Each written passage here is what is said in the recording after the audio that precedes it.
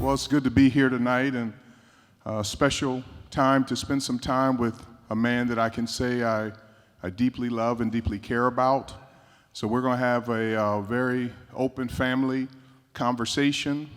You should be incredibly excited about reading this book. I've had an opportunity to read it once, and now going through it a second time, and as I told Rich earlier, I'm treating it like a textbook, and I can see one day that he'll have Lucky Me seminars and education components. This should be a part of curriculum at every high school and college around the country and around the world. So I think we're going to have a special night tonight. So with that, Rich, I'd like to just start off. And what is your philosophy on life? How do you approach life? Well, one day at a time. It's what my mom would say, or my dad, and my grandmother. But you know, I just think oftentimes it's a roller coaster. And how I approach it is the same way you would approach driving a car. You know, a car comes with a transmission for a reason, and so does life. So you have to understand when to park, when to reverse, when to stay neutral, and when to accelerate. And I think for me, the way I grew up, that mentality actually saved my life in a lot of ways. And as you read this book, you'll experience some of the stories told, and you'll start to say, okay, this is when he parked, this is when he went in reverse, this is when he kind of stayed neutral, and then this is when he accelerated. So that's how I view life. And as you look back over your career, and we'll get into talk about Klutch and some of the great things that you've done, this year's been a great year. I mean, I say after reading this, you know, I say lucky me, but it's lucky me and blessed Rich. God truly has blessed you from whence you've come. So a question for a gentleman who negotiated almost $1 billion this year in NBA contracts and over $4 billion.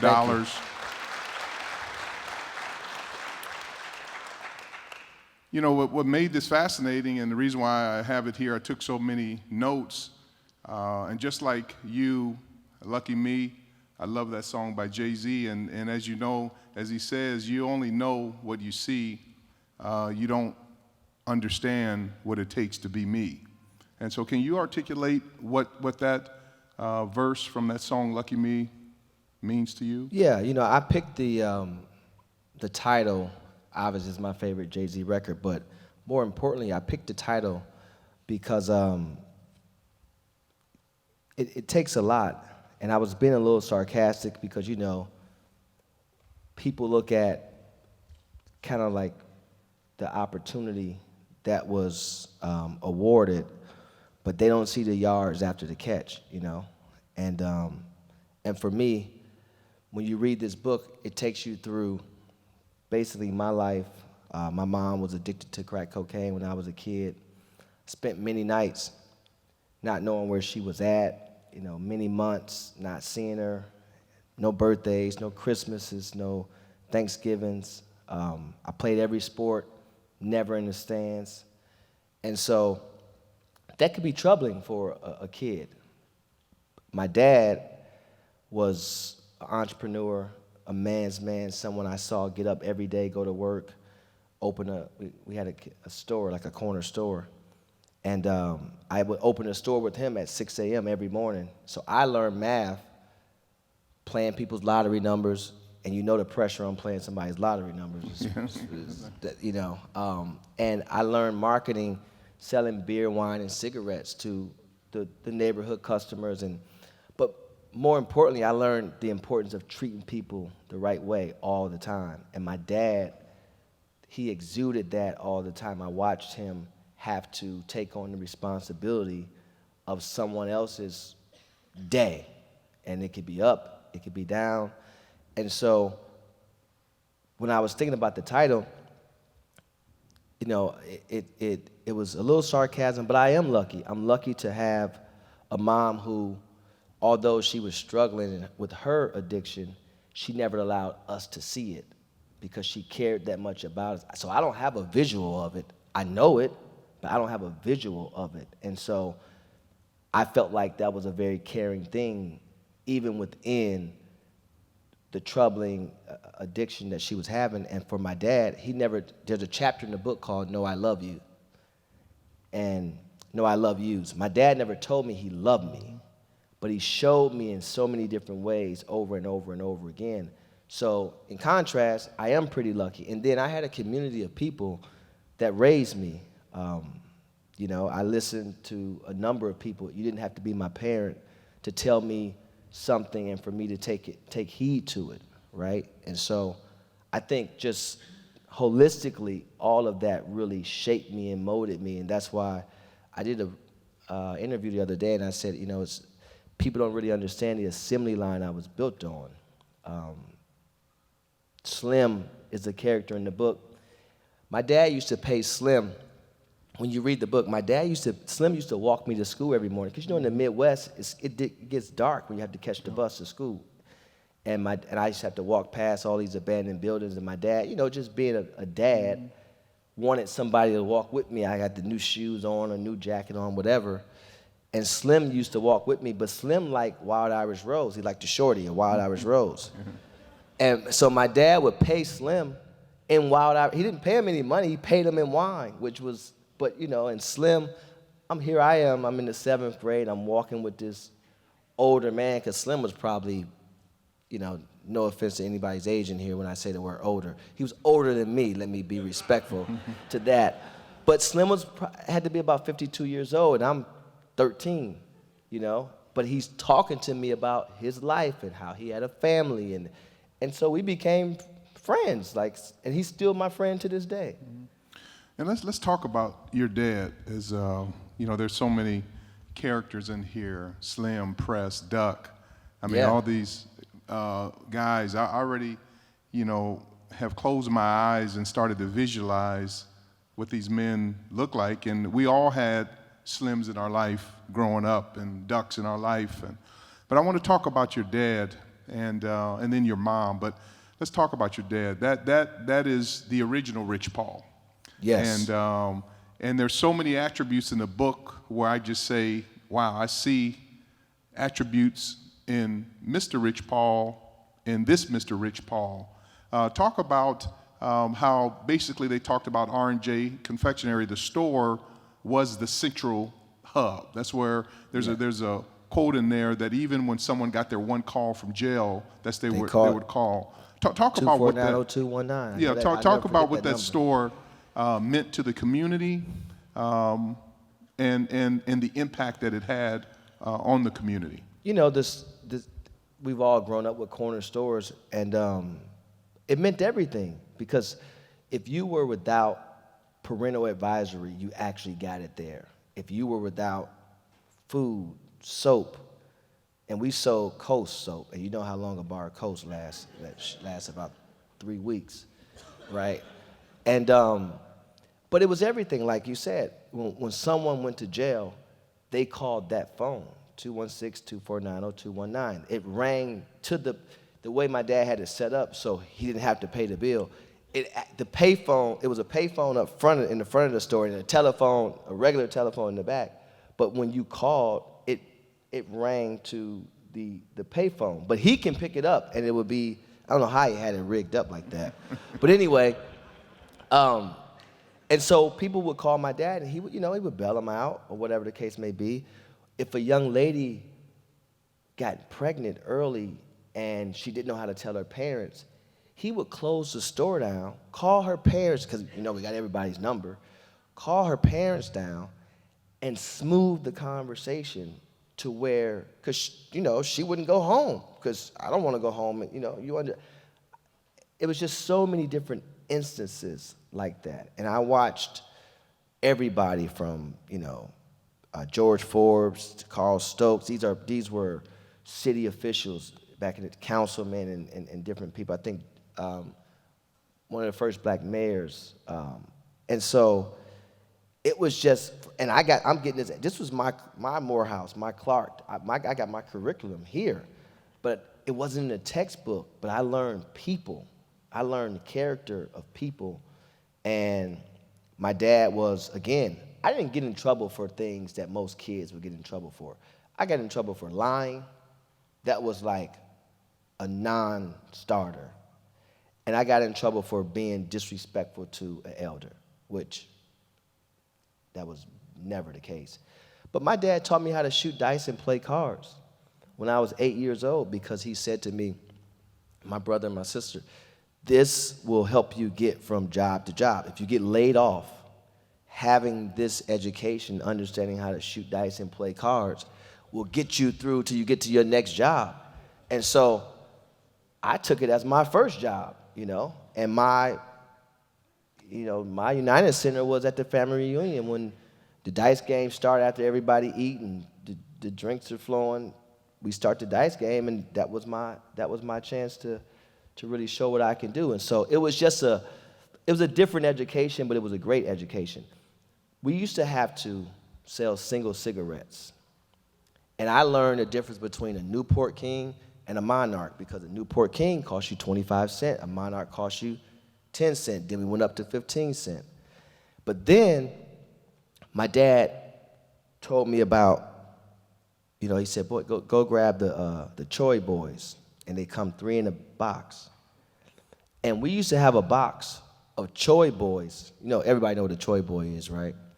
And we would have to cut, me, my brother, and my sister, we would take turns, and we would cut up each Choi boy. We'd put him in vanilla paper, wrap it up. And this was a box that we hid under the counter. But when somebody come and buy their beer and wine or whatever and cigarettes, and they would say, give me a Choi. Now, most kids shouldn't know what this is for. I use the Choi when I have my dish day to wash certain skillets.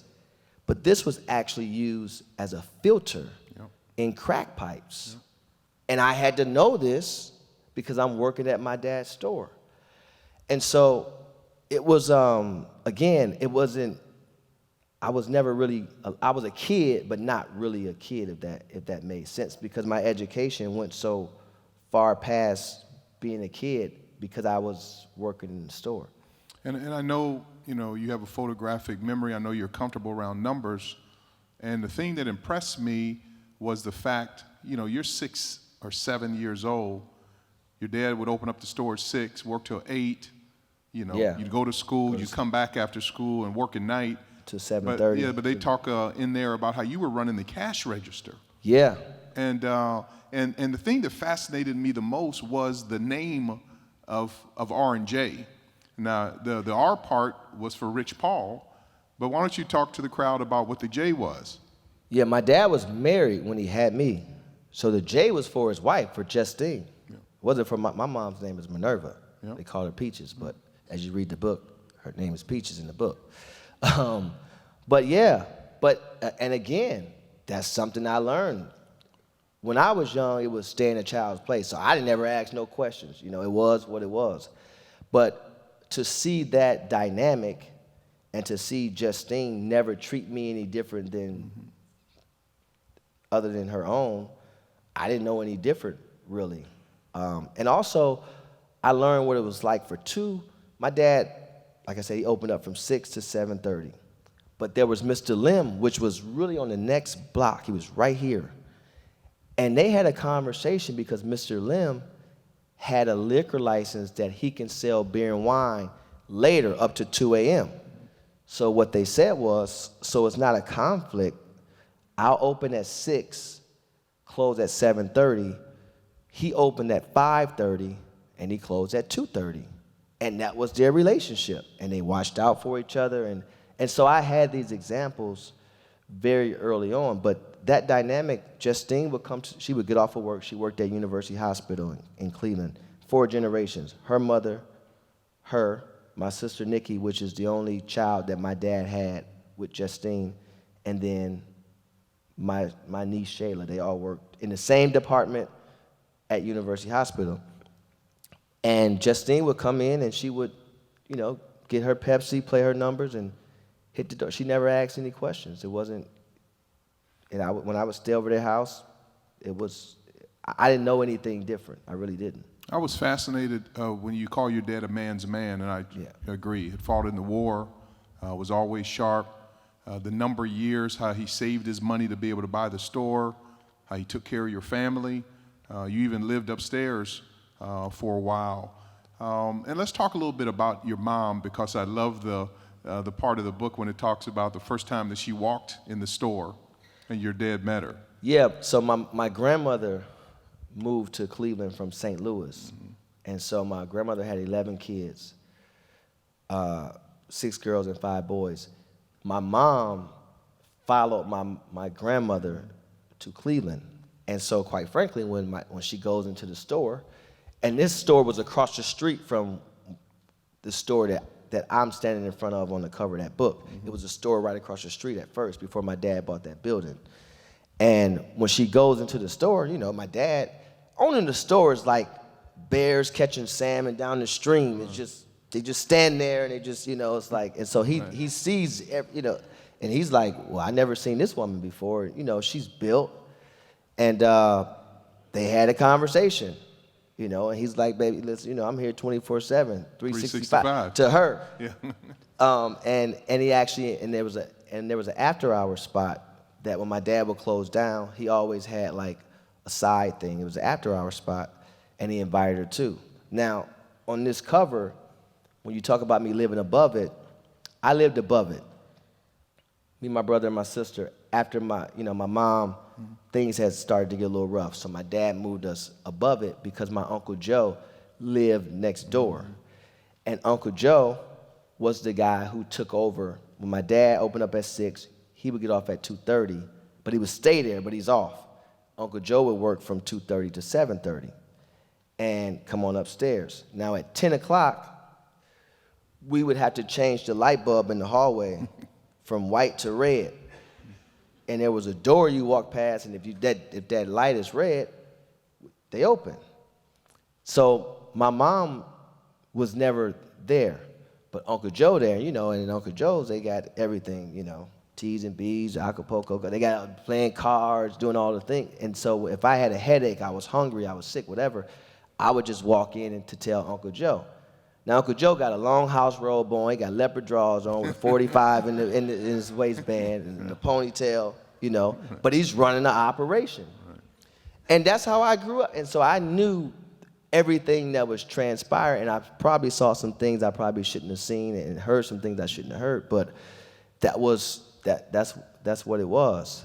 But, you know, the motherly love wasn't there, but when she did come home and come around, I can smell the pepper steak and rice from down the street. So I knew my mom was home, and she cleaning and she playing the music, and it was just a breath of fresh air when she was. And my dad sat us down when it started to get really bad, and he described it as a sickness. He never described it in a very derogatory way. So we never viewed it as such, you know? And he said to us, I never forget, he said, no matter what, just don't ever let me catch you disrespecting your mom. And so it never dawned on me. And it hurt, you know, I couldn't really watch the news when I was young, because my biggest fear was, you know, waking up, watching the news, and find the news say they found my mother dead. Like, I feared these type of things. I couldn't watch, like, you know, the Tina Turner movie, What's Love Got to Do with It, when Ike raped, I couldn't watch that scene because, you know, when you don't see your mother for 4, 5, 6 months in a row, these visuals, you know, when there was thunderstorms or snowstorms, all I can think about is she okay, you know? And I used to ride around the neighborhood or whatnot, or I'd be standing out there, and my friend may ride past and say, man, I just saw your mother on 93rd.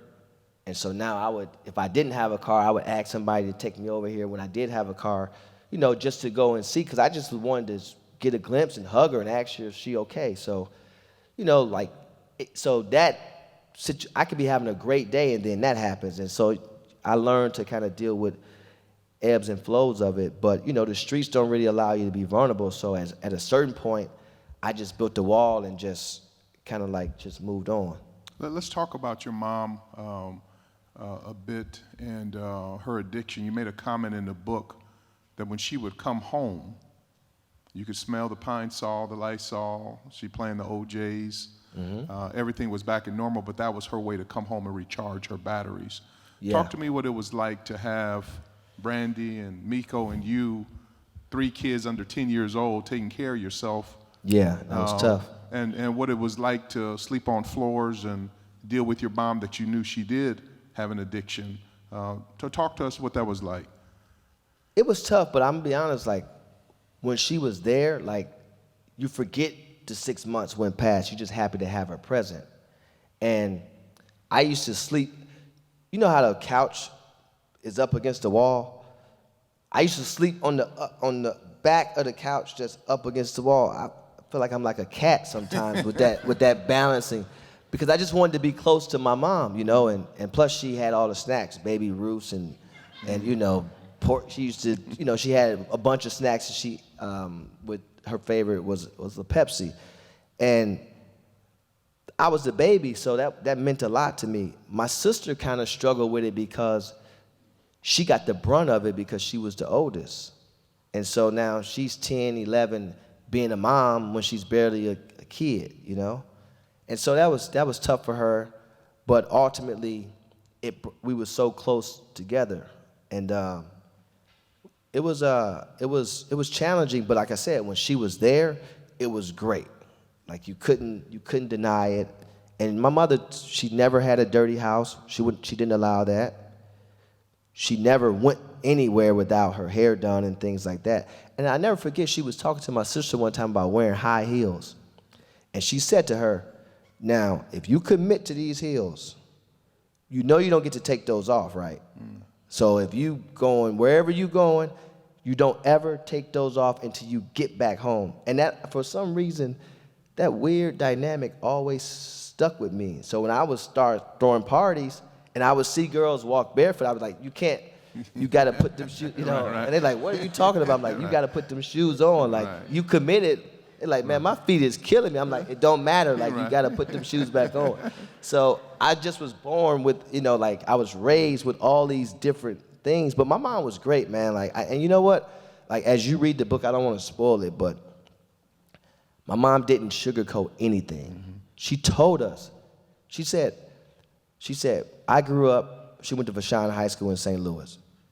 And she said, we grew up and we would go to East St. Louis and jam and have a good time. And we would go, and we were just having a good time. And you do it, whatever you did. And she didn't like needles, so she never did heroin.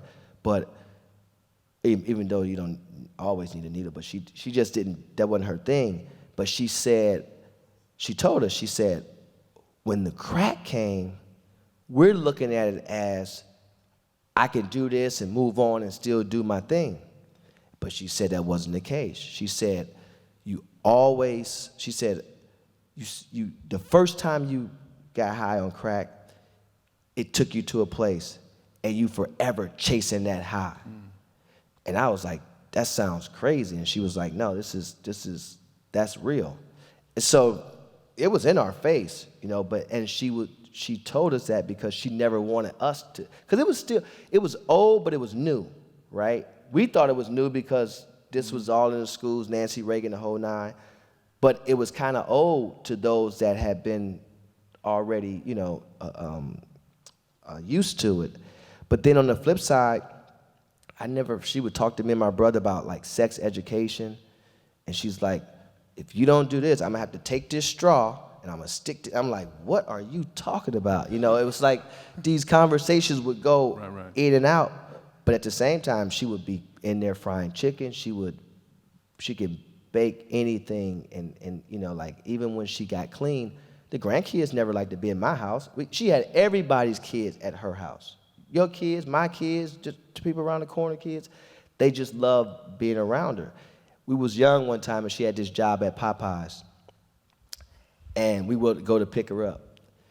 And I don't know who did it. Maybe I did it, maybe my brother did it. But somebody threw her teeth away. In the thing with and it was war, you know, because, I just remember those type of times. And it was fun, but you know, there's a story in the book where she moved on Stanwood. And I had been gambling. It's been a bad couple of days for me, so I really wasn't hitting it like I was used to, right?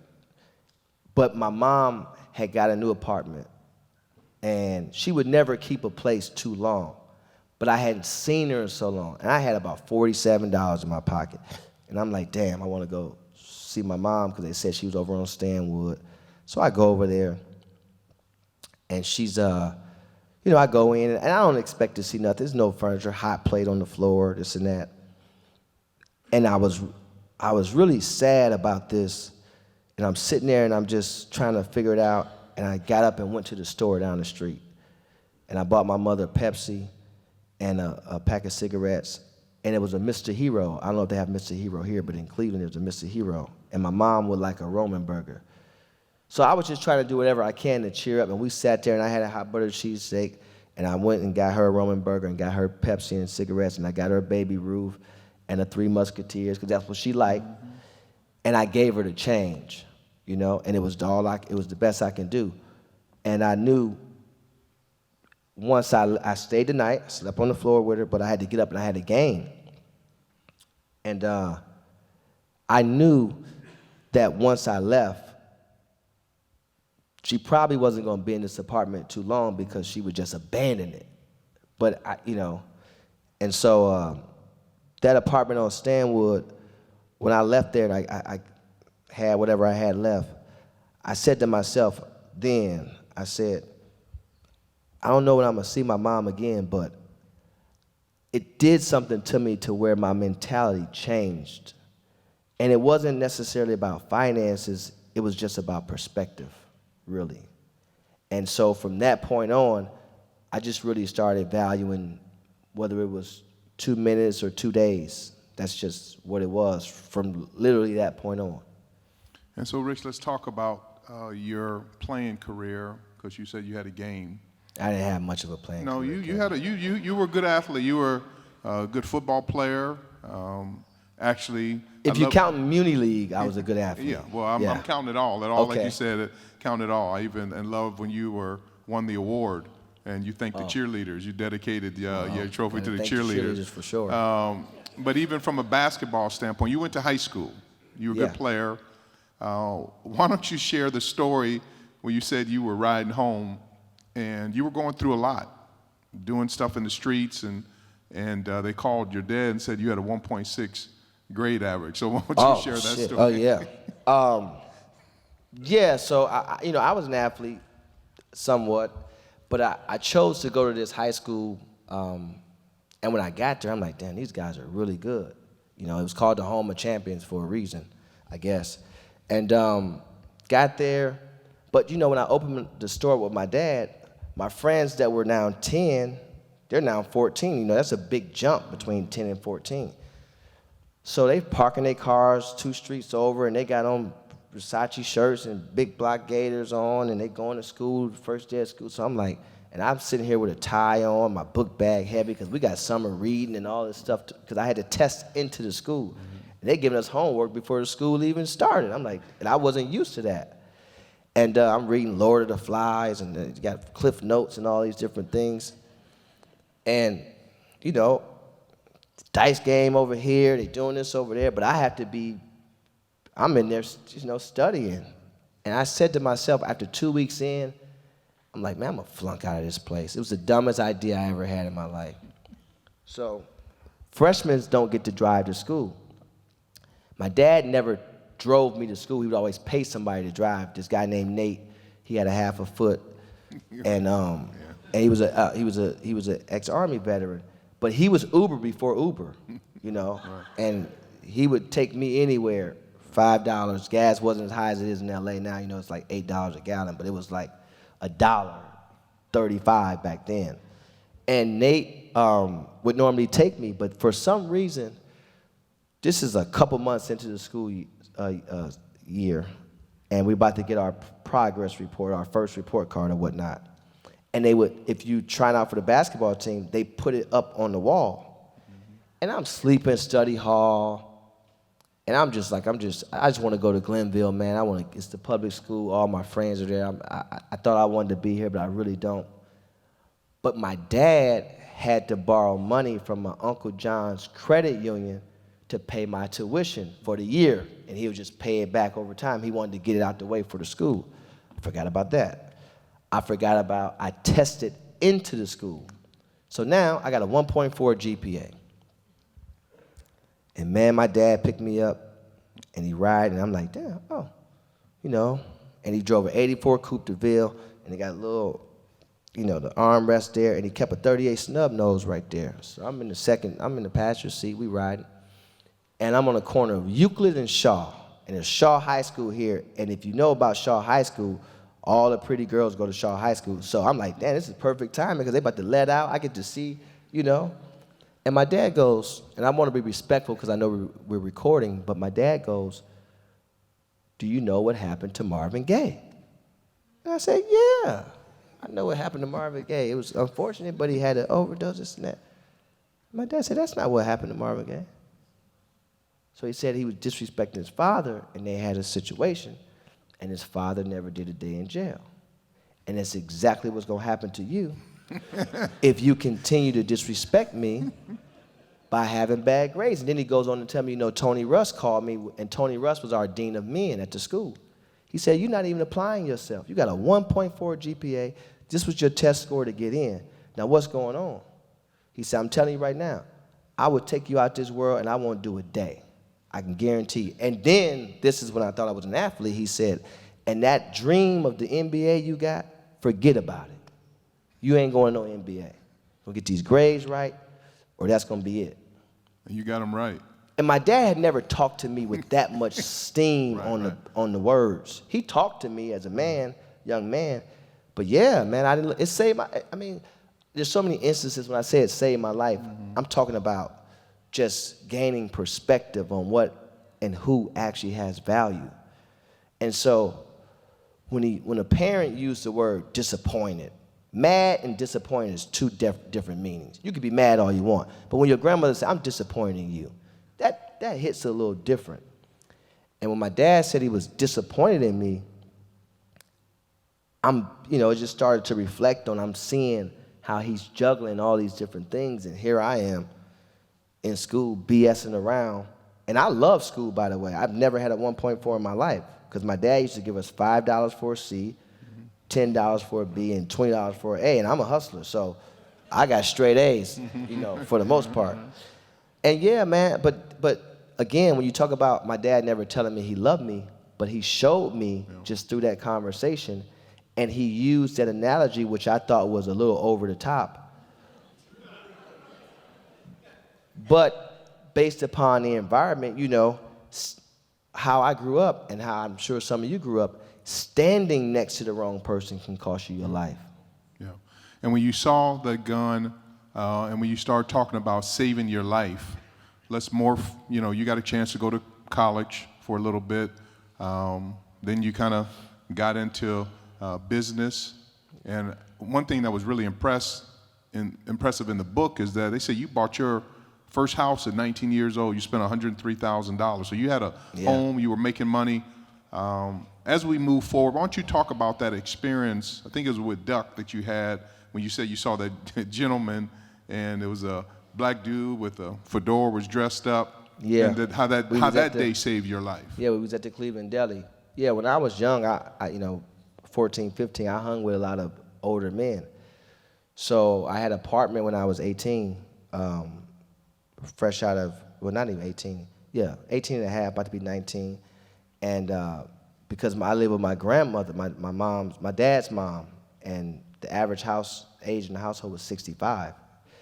And so from the age of 10 to 18, I lived with them, and I'm young. I'm watching Meet the Press and Larry King Live, because I got to wait for them to go to sleep to watch the Bulls, right?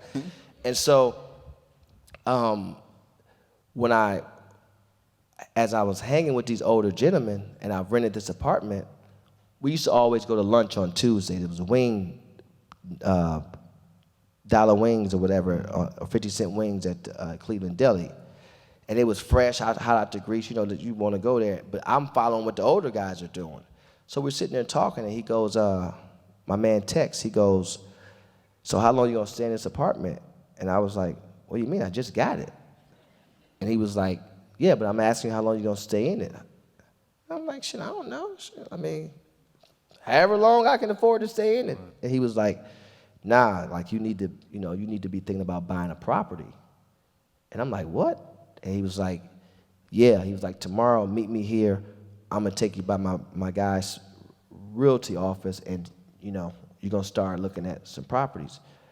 And so I just listening, because my dad always told me to listen, so I'm listening to him, and I met him up there, and he started showing me these houses and where, and pick up area where you want to live. And so I started going with this lady who would meet me, and I would go, and then once I did pick out a house, he walked it with me, and he was like, okay, now here's the first thing you got to do here, because your money is in the kitchen and bathrooms. So we're going to change it. And he took me to the granite place. And do you want granite or marble? Then he took me to the, and he walked me through this.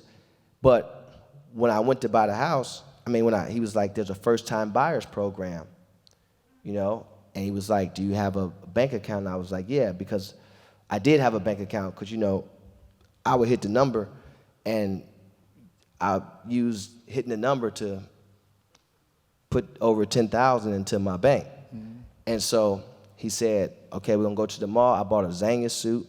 He's like, you gotta meet the loan officer, bring your checkbook, be early, don't take your phone in or nothing like that, because he's got to approve for you to get this loan, which was $103,000. Once I did that, I did what he said, and I got approved. And then he was like, okay, back then they would send you your mortgage book in the mail. It looked like a checkbook. A coupon, yeah. Yeah, and he said, you want to pay this, but then you want to pay principal only. Every time you pay your mortgage, pay principal only too, so double it up. And that's how you'll start to get your mortgage down, because I had a 30-year fix, whatever the case may be. And so I was, again, when you talk about lucky me, how lucky am I to have somebody do that? And I'm 19, 20 years old. I still own that house to this day. I gave that house to my daughter when she turned 21 as a birthday present. But, again, it's one of those things. And so when we were at Cleveland Deli, this after my father passed away, we're sitting there, and a man comes into the deli. Never seen this guy before in my life. And we're leaving out as he's leaving out. And he turns to us, and he points at me. Me and Duck standing next to each other. He points at me, and he goes, your life is getting ready to change. And I'm like, what? I'm looking around.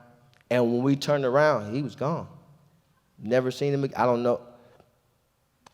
It's the most bizarre thing you ever, and I would say maybe 2 months later, or maybe a month later, I met LeBron in the airport, which is weird, And he wasn't who he is today, obviously, but yeah, that's how that oh yeah, I forgot that's in the book. Yeah, that's in there. It's a great story, and it's a great segue about LeBron. I'm always fascinated, and like you said, lucky me. Why don't you talk to us about, you were going to Atlanta. Yes. You said you had gotten some red Adidas, new stripes, and red stripes. So, yeah. Tell us about that story with the Warren Moon jersey and how you were fortunate, lucky, blessed to meet LeBron that day. So I was always into fashion, and one day I'm going to see a friend of mine for what we were doing, and his mom was in the kitchen cooking, and she said to us that she's getting ready to throw a bus trip. I said, oh.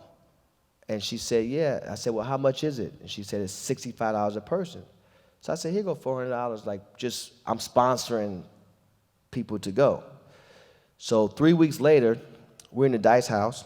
It's about 3 in the morning. My phone rings, and it's my friend's mom. And she's like, where y'all at? And I'm like, where who at?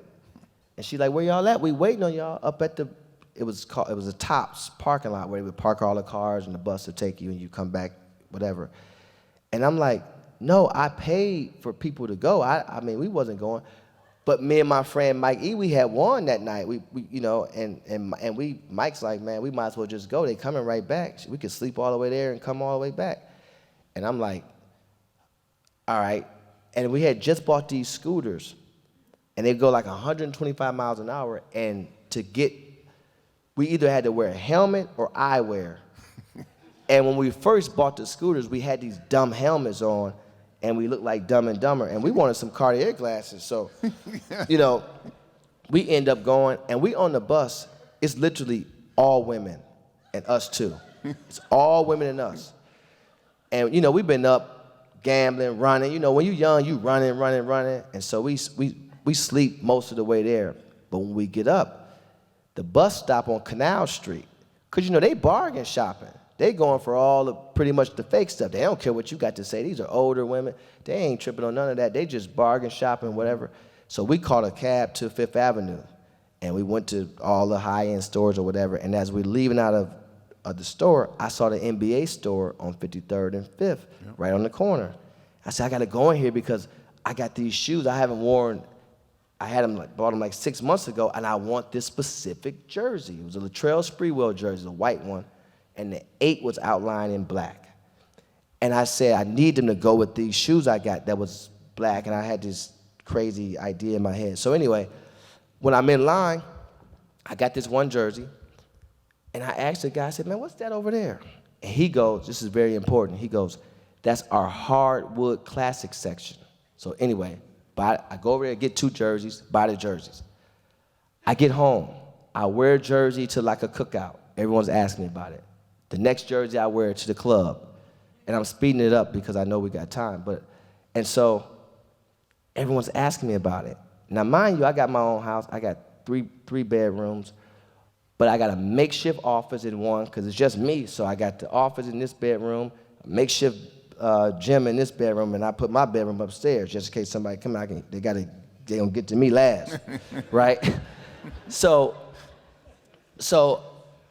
I get home from the club one night, and you know, we out late, you gotta get something to eat afterwards, then you know, you gotta drop the guy, and then you know you got that friend that don't really wanna get out the car, you trying to go home, you like, man, would you get out the car? You waiting to see if a girl gonna call, man, she ain't calling, man, go in the house. You know, and so I get home, I can't really sleep, and I keep hearing people ask me, where'd you get that jersey? Where'd you get that jersey? So I go into the office, it's about 6:30 in the morning. I turn the computer on, and I type in, it wasn't Google yet, I type in hardwood classics. The first store that comes up is a store called Distant Replays in Atlanta. It opens up at 9. So now I'm up, I'm sleeping, but I'm up because I'm trying to be the first one to call, because when I go on the website, they got baseball, football, basketball. The NBA store only had basketball. So now I'm trying to differentiate myself from everybody else because we low lives. We ran everything Ralph. And so I was always trying to kind of stand out because, you know, fashion-wise. And man, I call 9 a.m., answer the phone, guy named Andy. I buy 3 jerseys, wear them to the club, same response. And in Cleveland, it's Friday, Saturday, but Sunday is the biggest night. So I would say the best one for Sunday. I did this 2 months straight. And I built a relationship with Andy because I'm talking to him every morning, and I got my little debit card over the phone or whatever. And I want mine's next day air, Andy. Next day air. I want mine's next day air. 2 day at worst case scenario. And one day it dawned on me, and I asked him, I said, Andy, do you think I can invest in your business? And he said, if you're serious, fly down to Atlanta and talk to me. Now, mind you, I had never been on the plane because I live in Cleveland. We can drive to Atlanta, we can drive to D.C., we can drive to Philly, Detroit, Chicago. I didn't have to fly nowhere in New York. And man, I told my friend about it, and he was like, well, my high school, when we graduate, all my friends go to Clark or Morehouse. I got a guy down there, we can stay with him and come on back. So, guy lived in Marietta, his name was Gerald. I slept on his couch. My meeting was at 12. I got there at 11:30. They dropped me off at 11:30. It was an Irish pub next to his store. And I go in, and we're talking. And the first thing this man tell me is he can't let me invest. Now, why would you have me come all the way down here? And but you know what? I didn't get upset. Mm-hmm. I said, well, what can you do? And he said, if you work 1 weekend out the month in this store, I give you 40% off whatever you buy. I said, come on with it, man. So that's what I would do because I worked at my dad's store. But kudos to Andy, he started me out shipping, receiving. You know, I worked the floor, then I worked the credit card machine, et cetera. And I would go back and forth. And I would work, get off, we would go to the club, I would work. And then I got to be back on Sunday, though. I have to be back on Sunday. I can miss Friday and Saturday, but Sunday, I got to be there. So that's what I would do. And I would go back with my bag of jerseys. And man, through my travels, I get to the gate one day. Now, mind you, my friend D. Hodge, he's cheap. He booked a flight out of Akron, Canton. It's like flying out of Midway versus O'Hare, right? You know, flights are cheaper out of Midway. It's just what it is. Right. If I had booked the flight the way I think, I would have booked it out of Cleveland Hopkins because the time it takes us to get there is money, in my opinion. Yeah. Luckily, he wasn't thinking that way. And I go in one day, and these kids are at the gate, and I come in, and I got this jersey on, and they ask me, like, man, what kind of jersey is that? I said, it's the Warren Moon Oilers. We get on the plane, we get to baggage claim, here they come again. I said, here, man, take my card. I had a business card back then. I said, take my card, same number I got today on it, and I said, if you go there, I'm not there, just drop my name. You can use my discount. Well, that kid happened to be LeBron James. And that's how we met. We ain't fake cousins or nothing like that. That's how we met. And I flew on back to Cleveland because I want to get back for the Sunday. And on that that Tuesday, they called me and said, hey, man, we made it back to Ohio. Do you think you can come down to Akron? And I said, cool. So I came down, I told my man, grab your strap, I'm grab mine, because we going to Akron, you know, it's like, you know. And I got these jerseys, and it's money, you know. And so they taking us around everywhere. And then Chicago's a special place for me because LeBron asked me if I can come to an AAU tournament with him in Chicago. It was at Julian, the Mac Irvin tournament. Mm-hmm. And at that tournament, he broke his wrist. And then he had to go to Northwestern for rehab. He asked me to stay. Now, I just had a daughter. And I'm like, man, I can't stay. But it's an hour flight. I said, man, let me go home and check my traps, and I'll come on back. So in doing this, I would do this. And I never forget, I start being here, and I end up getting the jersey shipped here now. Because the way my mind think is, you're injured. We going over to Hoops in the West Loop with MJ and them playing, and I see all these cars in the parking lot, and I'm like, damn, Lamborghini, Bentley, you know, Twan them there, MJ there, obviously, Oak and all them there, Jawan Howard. So I'm like, so when they hit that door coming out of there, I got my bag like Linus had his blanket, and I'm selling jerseys to them. And I met this kid named Terry. He worked at the Nike Town, because I had to go in Nike Town every single day. And I met this kid named Terry, and he said, man, where you get that jersey from? I said, man, I sell them. He said, you what? He said, how much is it? I said, it's this much. He said, man, no, it ain't. I said, yes, it is. He said, man, it's a store. I don't know if this store is still open. He said, man, it's up north at Tony's, man. They overcharging us. And I'm like, what? I'm like, man, this jersey is $250. So I know every price of every jersey. He's like, man, they charging us $400 for the same jersey. I said, no way. He said, man, can I take you up there? So he took me to some place, Tony's, on the north side of Chicago. And we go in here, and he like, man, this is my man. He got the jerseys for cheaper than you. What y'all selling them for? He like, man, ain't no way. He like, man, I swear to you. He said, man, Rich, how much is that jersey? I said, man, that's $300, that's $250. He said, man, that jersey, y'all charging $550 for that jersey, man. But this was happening because they had a monopoly. Nobody else had them. So he like, man, that man ain't got no jersey. So I went in his car, and I pulled my bag out, and I had the heat, because I'm getting them straight off the truck. So I'm getting them first. I'm first getting them. And Chicago was a special place because we was here all the time. And so we spent our summer right on North McClurg at the City View condominiums. It was, you know, you can rent apartments while he rehabbed, and I would fly back and forth from Midway to see my daughter when she was just born. But I wasn't working for him yet. He was a junior. So after that, he had his senior season. And then after his senior season is when you read in the book where he talks about, he asked for my social security number, and I'm like, ain't no way I'm giving you my social security number, dog. I don't care where we can go to the moon and back. I'm not giving you my social security number. And after about an hour, he was like, man, no, seriously, I need it. And I had moved my mom back to Cleveland from St. Louis. I had my first child. My mom was, you know, working her way to get clean. She was doing good. And about 3 weeks after me giving him my social, my mom called me. She said, you got a check in the mail. I said, a check from who? I'm self-employed.